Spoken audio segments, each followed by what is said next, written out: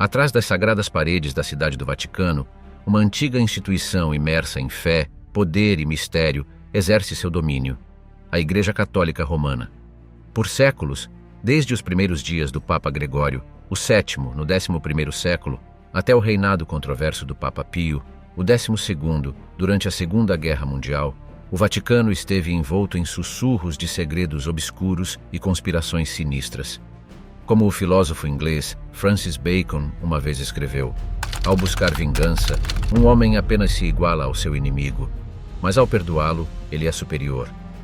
Quais enigmas ocultos estão escondidos nos labirínticos corredores deste sagrado estado-cidade? De supostas ocultações de crimes inomináveis a supostas conluios com organizações sombrias, a história do Vaticano está repleta de histórias de intriga e engano. Mas quanto disso é verdade e quanto é apenas produto de lendas?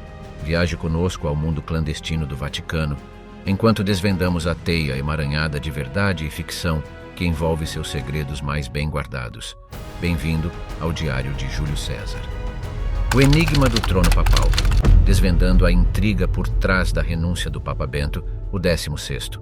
Em 2013, o mundo ficou chocado com o anúncio inesperado de que o Papa Bento, o 16º, renunciaria ao papado, um evento que não ocorria há quase 600 anos. Como o primeiro Papa a renunciar desde Gregório, o 12º, em 1415, a decisão de Bento, o 16º, gerou um turbilhão de especulações, com teorias da conspiração e conjecturas circulando em torno das circunstâncias que levaram à sua partida. Neste segmento, mergulhamos no labirinto de intriga que envolve a renúncia do Papa Bento, o 16º, procurando separar o fato da ficção e descobrir a verdade por trás de um dos episódios mais enigmáticos da história moderna do Vaticano. Nascido Joseph Ratzinger, o Papa Bento, o 16º, foi eleito para o papado em 2005, após a morte do amado Papa João Paulo, o II. Seu mandato foi marcado por esforços para lidar com a crise de abuso clerical e para reconciliar os ensinamentos da Igreja com os desafios de um mundo cada vez mais secular. No entanto, foi sua repentina renúncia em fevereiro de 2013 que passou a definir seu papado aos olhos de muitos. Um evento envolto em mistério e propício para especulação. Uma teoria que ganhou força após a renúncia de Bento, o 16º, focou no chamado escândalo PatLeaks, em que documentos confidenciais foram vazados para a imprensa, revelando corrupção e lutas internas nos escalões mais altos da Igreja. Alguns acreditam que as revelações contidas nesses documentos foram o ponto de virada para o Papa, que decidiu renunciar para evitar ser pego no fogo cruzado de uma luta pelo poder dentro do Vaticano. Outra teoria aponta para a saúde deteriorada do Papa como a principal razão para sua renúncia. O próprio Bento, o 16º, citou sua fraqueza física e mental como a motivação por trás de sua decisão, e há evidências que sugerem que ele havia estado contemplando a possibilidade de renúncia por algum tempo. No entanto, outros argumentam que a saúde do Papa era apenas uma desculpa conveniente, com forças mais obscuras em ação por trás das cenas. Uma dessas teorias gira em torno da suposta existência de um lobby gay secreto dentro do Vaticano, um grupo de altos funcionários que supostamente exerciam influência significativa nos bastidores. De acordo com essa teoria, o Papa Bento, o 16º, foi forçado a renunciar como parte de uma manobra de poder orquestrada por esse grupo clandestino, que procurava avançar sua própria agenda à custa do papado. Ainda outra teoria sugere que a renúncia de Bento, o 16º, foi motivada pela profecia de São Malaquias, que previa que seu sucessor, o Papa Francisco, seria o último Papa antes do fim do mundo. Alguns acreditam que o peso dessa profecia era demais para Bento, o 16º, suportar, levando-o a renunciar e abrir caminho para o cumprimento da antiga predição. Ao explorarmos a teia de intrigas que envolve a renúncia do Papa Bento, o 16º, somos confrontados com um complexo mosaico de poder, ambição e segredo, um testemunho do eterno fascínio das teorias da conspiração e do fascínio que exercem sobre a mente humana. Embora a verdade, por trás da decisão de Bento, o 16º, possa nunca ser totalmente conhecida, sua renúncia serve como um lembrete do equilíbrio de poder em constante mudança dentro do Vaticano e das correntes profundas que fluem sob a superfície da instituição mais antiga e enigmática do mundo. Santuários sombrios, desvendando os escândalos do Banco do Vaticano. Dentro das sagradas muralhas da Cidade do Vaticano, uma instituição há muito tempo é envolta em segredo e escândalo, o Banco do Vaticano, oficialmente conhecido como Instituto para as Obras de Religião, IOR. Fundado em 1942 pelo Papa Pio, o 12º, o IOR foi inicialmente estabelecido para gerir os ativos financeiros da Santa Sé e da Igreja Católica. No entanto, à medida que os anos passavam, o banco se envolveu em uma teia de controvérsias, com acusações de lavagem de dinheiro, corrupção e conexões com o crime organizado, lançando uma sombra escura sobre suas operações. Um dos escândalos mais notórios, envolvendo o Banco do Vaticano, começou a se desvendar em 1982 com o colapso do Banco Ambrosiano da Itália, uma instituição financeira intimamente associada ao IOR. O presidente do Banco Ambrosiano, Roberto Calvi, muitas vezes referido como o banqueiro de Deus, devido aos seus laços estreitos com o Vaticano, foi encontrado morto, pendurado na ponte Blackfriars de Londres. Sua morte, considerada um assassinato, alimentou especulações sobre o envolvimento do IOR no colapso do banco e os possíveis motivos por trás do falecimento de Calvi. Investigações sobre o escândalo do Banco Ambrosiano revelaram uma teia emaranhada de impropriedade financeira, com o banco tendo acumulado mais de $1 bilhão em dívidas através de uma complexa rede de empresas de fachada, muitas das quais tinham laços com o IOR. O então presidente do Banco do Vaticano, o arcebispo Paul Marcinkus, foi implicado no escândalo, embora tenha mantido sua inocência e nunca tenha sido processado. Em 1984, a Santa Sé concordou em pagar $244 milhões aos credores do Banco Ambrosiano, sem admitir qualquer irregularidade.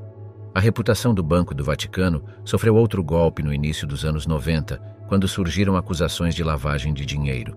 Em 1993, os Estados Unidos adicionaram o IOR à sua lista de instituições suspeitas de lavagem de dinheiro.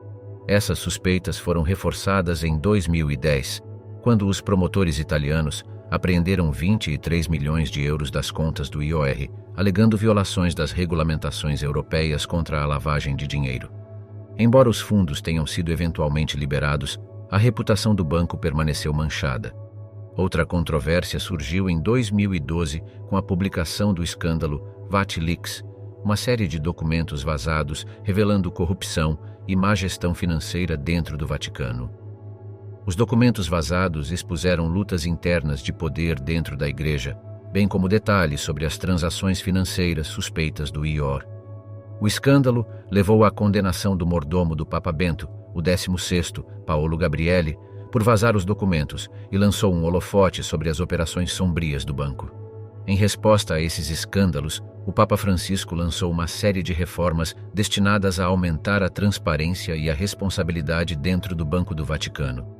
Em 2013, ele estabeleceu a Comissão Pontifícia de Referência para a organização da estrutura econômico-administrativa da Santa Sé, que foi encarregada de investigar as atividades financeiras do IOR. O Papa também nomeou um novo presidente do banco e promulgou uma série de medidas destinadas a combater a lavagem de dinheiro e melhorar a transparência financeira. Apesar desses esforços, o passado nebuloso do IOR continua a assombrar a instituição. Em 2020, a polícia italiana prendeu Gianluigi Torzi, um corretor que havia estado envolvido em um controverso negócio de imóveis em Londres, em nome do Vaticano. Torzi foi acusado de extorsão, desfalque e lavagem de dinheiro, levantando novas preocupações sobre as negociações financeiras do IOR. Desenterrando o conto do traidor, o enigmático Evangelho de Judas e seu impacto no cristianismo primitivo. Em 2006, um manuscrito longamente perdido e controverso emergiu das areias do tempo, desafiando nossa compreensão de uma das figuras mais infames da história cristã, Judas Iscariotes. O Evangelho de Judas, um texto copta que remonta ao III ou IV século, oferece uma perspectiva radicalmente diferente sobre a relação entre Jesus e seu traidor, levantando questões profundas sobre os fundamentos da Igreja cristã primitiva e a complexa interação de fé, poder e interpretação. A descoberta do Evangelho de Judas foi nada menos que milagrosa. Na década de 70, um agricultor egípcio tropeçou em um códice encadernado em couro perto da cidade de Elmínia. Depois de passar pelas mãos de comerciantes de antiguidades e colecionadores, o frágil manuscrito finalmente ficou sob os cuidados da Fundação Maicenas para a Arte Antiga na Suíça. Esforços minuciosos foram feitos para autenticar e restaurar o códice, revelando o surpreendente conteúdo do Evangelho há muito perdido. O Evangelho de Judas conta uma história dramaticamente diferente dos evangelhos canônicos de Mateus, Marcos, Lucas e João, que retratam Judas Iscariotes como o traidor arquetípico que traiu Jesus por 30 moedas de prata. Em vez disso, esse texto recém-descoberto pinta Judas como o discípulo mais confiável de Jesus, escolhido para realizar um plano divino que levaria finalmente à crucificação e ressurreição de Jesus. Nesta versão dos eventos, a traição de Judas não é um ato de traição, mas sim um sacrifício necessário para cumprir um propósito maior. As implicações do Evangelho de Judas são fascinantes e de longo alcance, pois desafiam a narrativa tradicional da vida de Jesus e as crenças fundamentais da Igreja cristã. Alguns estudiosos argumentam que o texto fornece evidências da diversidade de crenças e práticas dentro da comunidade cristã primitiva, revelando uma imagem mais matizada e complexa da formação da doutrina cristã. O Evangelho de Judas também é significativo, pois lança luz sobre a tradição gnóstica, um ramo diversificado e místico do cristianismo primitivo que acabou sendo declarado herético pela Igreja Ortodoxa emergente. Os ensinamentos gnósticos enfatizavam a importância da experiência espiritual pessoal e a busca por conhecimento oculto, muitas vezes colocando-os em desacordo com as doutrinas mais hierárquicas e dogmáticas da Igreja Ortodoxa. O Evangelho de Judas, com seu ênfase no círculo íntimo de discípulos e no conhecimento secreto transmitido por Jesus, é característico do pensamento gnóstico e oferece valiosas percepções sobre essa tradição muitas vezes mal compreendida. Enquanto o Evangelho de Judas tem provocado um considerável debate entre estudiosos e teólogos, também levanta questões mais amplas sobre a natureza da fé e o papel da interpretação na crença religiosa. À medida que lutamos com as revelações provocativas deste texto antigo, somos lembrados de que as histórias que contamos sobre o passado são frequentemente tão reflexo de nossas próprias crenças e suposições quanto são um registro fiel de eventos históricos. O mistério revelado, decifrando o enigma do terceiro segredo de Fátima. Na sonolenta vila de Fátima, em Portugal, o ano de 1917 marcou uma série de eventos extraordinários que cativariam o mundo e alterariam para sempre o curso da história. Foi aqui que 3 jovens pastores, Lucia, Francisco e Jacinta, afirmaram ter testemunhado aparições da Virgem Maria, que lhes confiou 3 segredos que mais tarde ficariam conhecidos como os 3 segredos de Fátima. Enquanto os 2 primeiros segredos foram revelados por Lúcia na década de 40, o terceiro segredo permaneceu envolto em mistério por décadas, despertando intensa especulação e controvérsia sobre seu conteúdo e a questão de se o segredo completo já foi divulgado. Os 2 primeiros segredos de Fátima giravam em torno de uma visão do inferno, um apelo à consagração da Rússia e uma previsão do fim da Primeira Guerra Mundial e do início da Segunda Guerra Mundial. No entanto, foi o enigmático terceiro segredo que capturaria a imaginação do público e alimentaria décadas de debate. Lúcia, a última vidente sobrevivente de Fátima, registrou o terceiro segredo em papel em 1944, mas o texto não foi revelado ao público até o ano 2000, após a morte de Lúcia. De acordo com a interpretação oficial do Vaticano, o terceiro segredo é uma visão profética do século XX, retratando o sofrimento suportado pela Igreja e a tentativa de assassinato do Papa João Paulo, o segundo em 1981. Na visão, um anjo clama: "Penitência, penitência, penitência", enquanto um bispo vestido de branco, presumido ser o Papa, é morto por um grupo de soldados. A interpretação do Vaticano do terceiro segredo sugere que ele serve como um lembrete da importância da oração e penitência diante do sofrimento e perseguição. No entanto, nem todos estão convencidos de que o terceiro segredo completo foi divulgado e teorias alternativas abundam. Alguns argumentam que a visão revelada em 2000 é apenas uma parte do segredo completo, com mensagens e profecias adicionais ainda a serem reveladas. Essas teorias geralmente se baseiam na crença de que o terceiro segredo contém previsões sombrias sobre o destino da Igreja, como apostasia de dentro ou um evento catastrófico que poderia abalar os fundamentos da fé. Nos anos seguintes à divulgação do terceiro segredo pelo Vaticano, vários altos funcionários da Igreja, incluindo o cardeal Joseph Ratzinger, que mais tarde se tornaria Papa Bento XVI, fizeram declarações que parecem dar credibilidade à ideia de que há mais no segredo do que foi revelado. Essas declarações, juntamente com a própria relutância de Lúcia em divulgar o segredo anteriormente, apenas serviram para alimentar o fogo da especulação e conjectura. No final, talvez o verdadeiro segredo de Fátima não esteja nas palavras da Virgem Maria ou nas interpretações dos funcionários da Igreja, mas no poder duradouro da fé, esperança e o desejo humano de encontrar sentido diante da incerteza. À medida que continuamos a ponderar os mistérios de Fátima, somos lembrados de que a busca pela verdade é uma jornada que transcende o tempo, o espaço e os limites do entendimento humano, convidando-nos a olhar além do véu do mundo material e para o reino do divino. Decodificando as profecias papais, as enigmáticas visões dos papas de São Malaquias. Na história da Igreja Católica, poucas profecias capturaram a imaginação tanto quanto as de São Malaquias, um arcebispo irlandês que viveu durante o século XII. Nascido em Armagh em 1094, Malaquias era conhecido por sua piedade, devoção e dedicação à Igreja. No entanto, foram suas visões proféticas do papado que solidificaram seu lugar na história eclesiástica. De acordo com a lenda, São Malaquias experimentou uma série de visões proféticas enquanto visitava Roma em 1139. Durante um estado semelhante a um transe, ele teve uma visão do futuro da Igreja, testemunhando uma longa linha de papas que se estendia desde sua própria época até o fim dos dias. Essas visões foram transcritas em uma série de frases curtas e enigmáticas que passariam a ser conhecidas como as profecias dos papas. As profecias de São Malaquias pareciam ter se perdido na história, apenas para ressurgir em 1590, quando foram publicadas pelo historiador beneditino Arnold Wyon.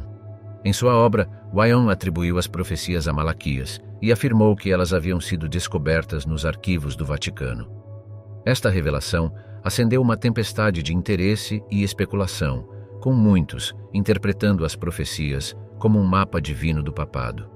Cada profecia consiste em uma curta frase em latim, muitas vezes referindo-se ao brasão de um papa, ao local de nascimento ou a eventos significativos durante seu reinado. Enquanto algumas frases são surpreendentemente precisas, outras são envoltas em ambiguidade, deixando sua interpretação aberta ao debate. Um dos exemplos mais notáveis das profecias de São Malaquias é o do Papa Urbano VIII, que reinou de 1623 a 1644.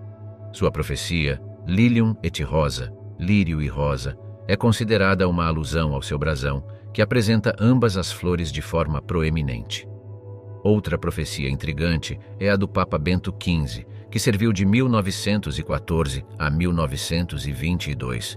Sua profecia, Religio depopulata, religião devastada, é frequentemente interpretada como uma referência à devastação causada pela Primeira Guerra Mundial, durante a qual milhões pereceram e a fé foi testada. Os céticos argumentam que as profecias são uma falsificação, criada no final do século XVI para influenciar as eleições papais e conferir um ar de legitimidade divina a candidatos específicos. Eles apontam para a maior precisão das profecias antes de 1590 e a ambiguidade daquelas que se seguiram como evidência de suas origens duvidosas. Além disso, nenhuma menção às profecias é encontrada em registros históricos antes de sua suposta redescoberta por Wyon, lançando mais dúvidas sobre sua autenticidade. Apesar dessas preocupações, as profecias de São Malaquias continuam a capturar a imaginação e a inspirar fervorosa especulação a cada nova eleição papal. A profecia atribuída ao Papa Francisco, Petrus Romanus, Pedro o Romano, atraiu atenção especial devido às suas implicações sombrias. De acordo com a profecia, Pedro o Romano guiará a Igreja através de um período de grande tribulação, culminando na destruição de Roma e no fim do mundo.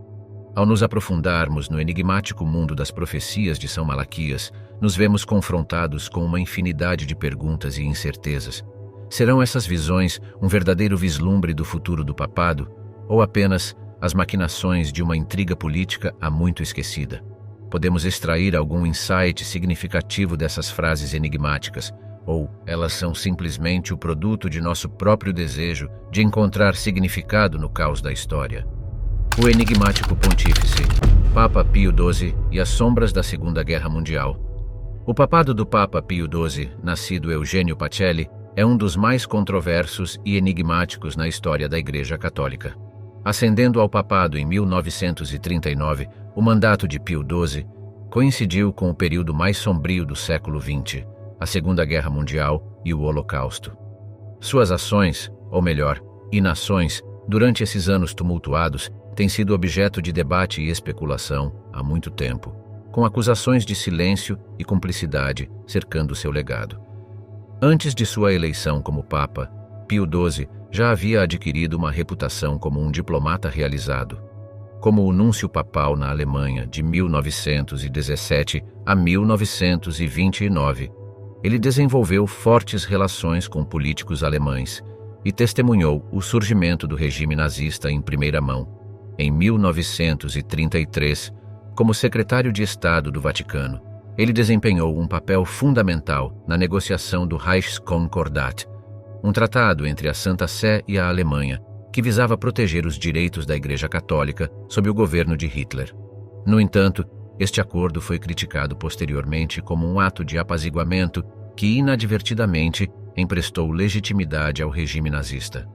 À medida que a Segunda Guerra Mundial se desdobrava, Pio XII enfrentava um ato de equilíbrio difícil. Ele estava dividido entre seu desejo de proteger a Igreja Católica e seus fiéis da perseguição, e o imperativo moral de condenar as atrocidades cometidas pelas potências do eixo. Em sua encíclica de 1939, Summi Pontificatus, Pio XII denunciou o totalitarismo e o racismo e pediu o respeito aos direitos humanos. No entanto, sua mensagem foi deliberadamente vaga, e ele se absteve de condenar especificamente os nazistas ou suas ações. O silêncio de Pio XII em relação ao Holocausto permanece o aspecto mais contencioso de seu papado. À medida que as notícias do extermínio em massa de judeus e outros grupos minoritários chegavam ao Vaticano, muitos esperavam que o Papa tomasse uma posição forte contra esses horrores indescritíveis. No entanto, as declarações públicas de Pio XII permaneceram frustrantemente ambíguas, levando alguns a acusá-lo de fechar os olhos para o genocídio. Os defensores de Pio XII argumentam que seu silêncio foi estratégico, projetado para proteger a Igreja e seus seguidores da retaliação nazista. Eles apontam para seu papel em facilitar esforços secretos de resgate, como a provisão de falsos certificados de batismo para refugiados judeus e a abertura de instituições católicas como santuários. Segundo algumas estimativas, essas ações encobertas podem ter salvado dezenas de milhares de vidas judaicas. Em contraste, os críticos afirmam que o silêncio de Pio XII foi motivado por motivações políticas e um desejo de manter a influência da Igreja em um mundo pós-guerra. Eles argumentam que sua falha em condenar publicamente o Holocausto o torna cúmplice nas atrocidades cometidas pelos nazistas.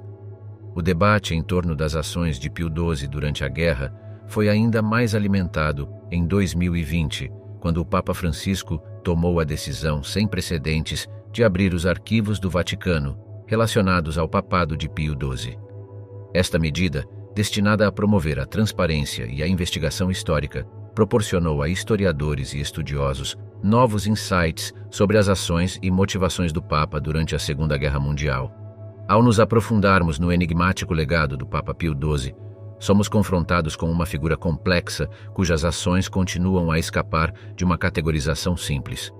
Ele era um diplomata cauteloso, esforçando-se para proteger seu rebanho dos horrores da guerra, ou um líder moralmente comprometido, mais preocupado em preservar o poder da Igreja do que em se posicionar contra o mal? A resposta, assim como o próprio homem, permanece envolta nas sombras da história. Desvendando o enigma. As crônicas ocultas dos arquivos secretos do Vaticano. Atrás dos muros da cidade do Vaticano, jaz um tesouro de conhecimento oculto, um labirinto de prateleiras e incontáveis tomas que escondem séculos de segredos. Os arquivos secretos do Vaticano, um repositório privado de documentos históricos pertencentes à Santa Sé, há muito são objeto de intriga e fascínio. Embora tenha sido oficialmente estabelecido em 1612 pelo Papa Paulo V, a história dos arquivos se estende ainda mais, com alguns documentos datando até o século VIII. À medida que mergulhamos nas profundezas dessa coleção enigmática, descobrimos a fascinante conexão do Vaticano com algumas das pessoas e eventos mais influentes da história. Um exemplo é o relacionamento entre a Igreja Católica e o infame astrônomo e matemático Galileu Galilei. Em 1633, Galileu foi julgado e considerado culpado de heresia pela Inquisição Romana, após sua defesa do modelo heliocêntrico do universo. A transcrição original de seu julgamento, junto com sua retratação assinada, pode ser encontrada nos sagrados corredores dos arquivos secretos. Outro documento significativo em posse do Vaticano é a petição de 1530 da nobreza inglesa, instando o Papa Clemente VII a anular o casamento do rei Henrique VIII e Catarina de Aragão. Este pedido levou finalmente à formação da Igreja da Inglaterra, um cisma que alterou dramaticamente a paisagem religiosa da Europa. O pergaminho, adornado com 81 selos de cera, é um testemunho das lutas pelo poder e manobras políticas da época. Os arquivos secretos também abrigam as bulas papais, uma coleção de éditos emitidos por vários papas ao longo da história. Entre eles está a Intercaetera de 1493, uma bula papal emitida pelo Papa Alexandre VI, que dividiu o Novo Mundo entre Espanha e Portugal. Este documento desempenhou um papel crucial na colonização das Américas, moldando o destino de continentes inteiros. À medida que nos aprofundamos nos arquivos, nos deparamos com o misterioso caso do julgamento de 1308 dos Cavaleiros Templários. Esta poderosa ordem medieval de cavaleiros cristãos foi desbandada pelo Papa Clemente V após alegações de heresia e rituais secretos. Os documentos detalhando seu julgamento, incluindo o infame Pergaminho Chinon, foram considerados perdidos até sua redescoberta em 2001.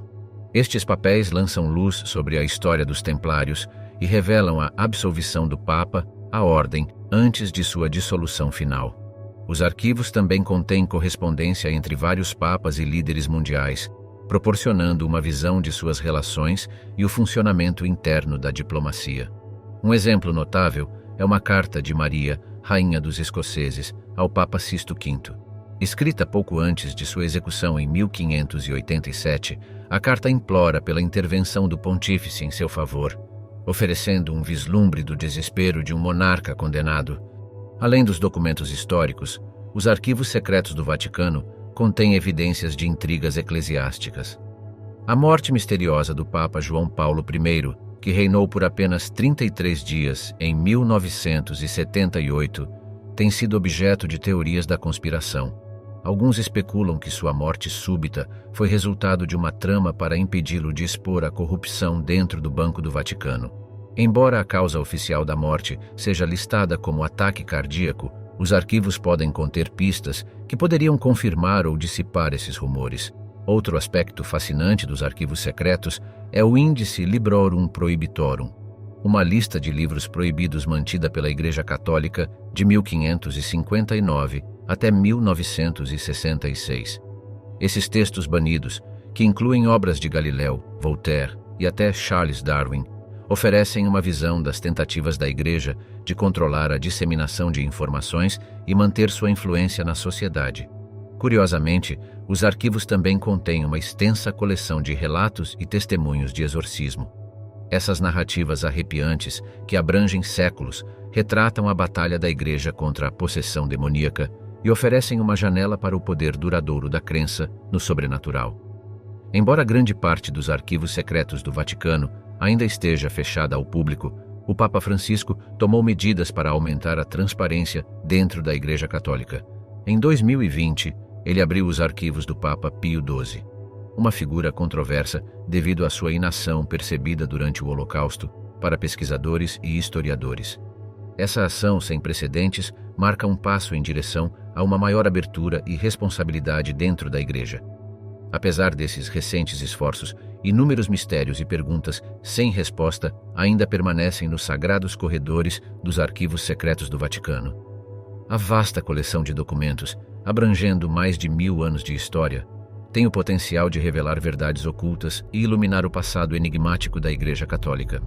Obras-primas e mistérios, desvendando os segredos da coleção de arte do Vaticano. Aninhada dentro dos sagrados limites da cidade do Vaticano, encontra-se uma das mais impressionantes coleções de arte do mundo, abrangendo milênios e englobando uma impressionante variedade de obras-primas. Desde os impressionantes afrescos da Capela Sistina até as esculturas atemporais que adornam a Basílica de São Pedro, a coleção de arte do Vaticano é um testemunho do duradouro patrocínio da Igreja às artes e ao seu papel na preservação do patrimônio cultural da humanidade. Mas por baixo da serena beleza destes tesouros artísticos, significados ocultos e simbolismo enigmático convidam-nos a mergulhar mais fundo em seus mistérios. A Capela Sistina, talvez o espaço artístico mais icônico dentro do Vaticano, é famosa pelos seus afrescos pintados pelo lendário mestre renascentista Michelangelo. Encomendado pelo Papa Júlio II em 1508, o teto da capela é adornado com cenas do Antigo Testamento, com a icônica criação de Adão, ocupando o centro do palco. Embora a narrativa bíblica seja evidente nos afrescos, os estudiosos há muito especulam sobre a presença de significados ocultos incorporados na obra de Michelangelo.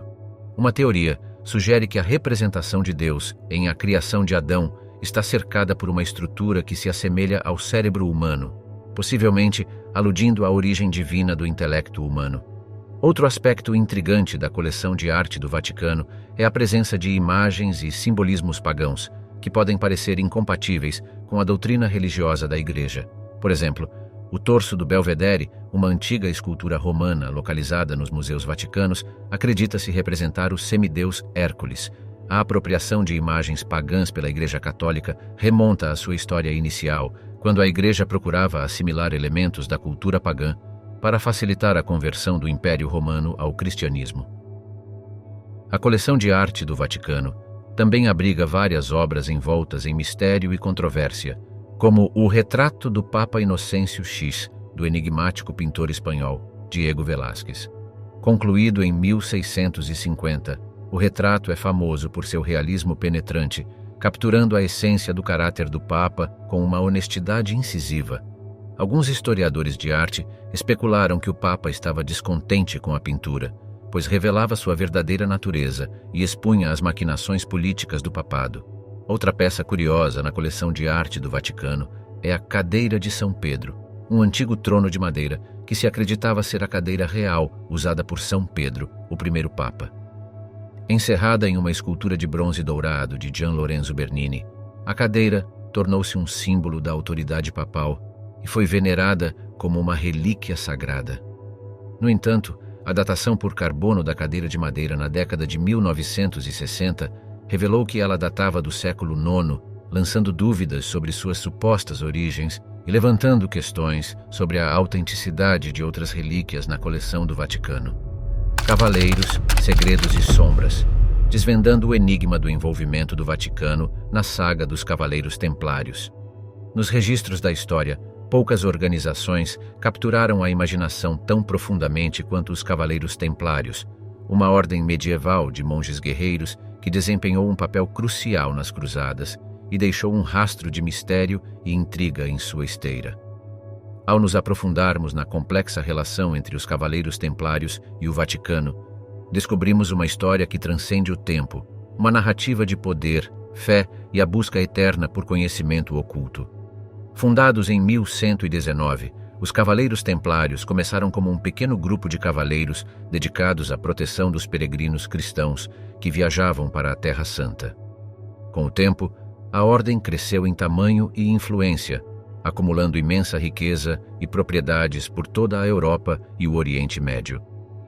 O Vaticano desempenhou um papel crucial na ascensão dos Cavaleiros Templários, pois foi o Papa Inocente o segundo que emitiu a bula papal Omni Datum Optimum em 1139, concedendo à ordem privilégios e proteções sem precedentes.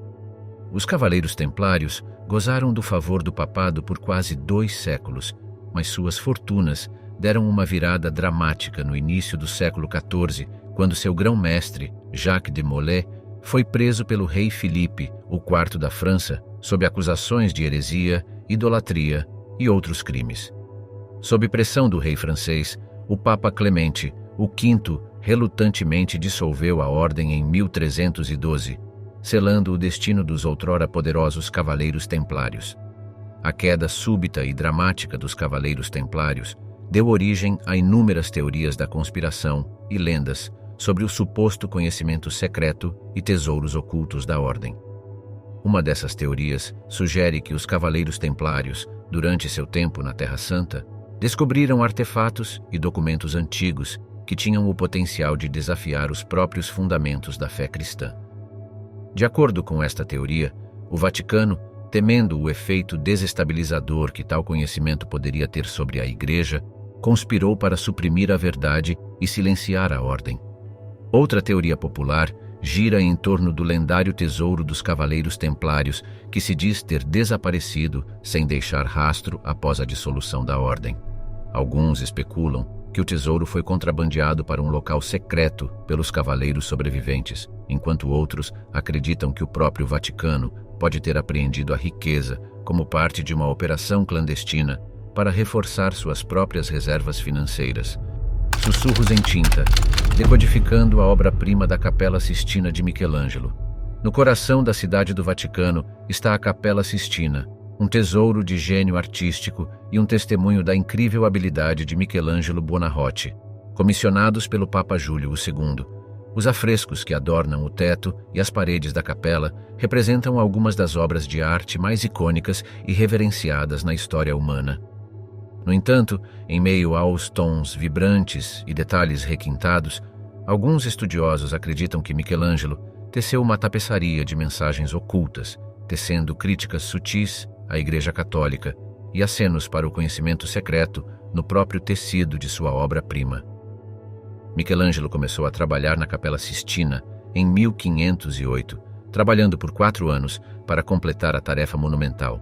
Seus afrescos contam a história da humanidade, da criação ao juízo final, inspirando-se na Bíblia e na mitologia clássica. No entanto, é nos detalhes intrincados dessas cenas que alguns acreditam que o artista codificou suas verdadeiras intenções, revelando uma narrativa mais subversiva e controversa sob a superfície. Uma teoria se concentra no painel central do teto, representando a criação de Adão. Aqui, Deus é mostrado estendendo a mão para tocar o dedo de Adão, transmitindo a faísca da vida. No entanto, a forma da figura divina e das figuras ao redor tem sido notada por se assemelhar estranhamente ao cérebro humano.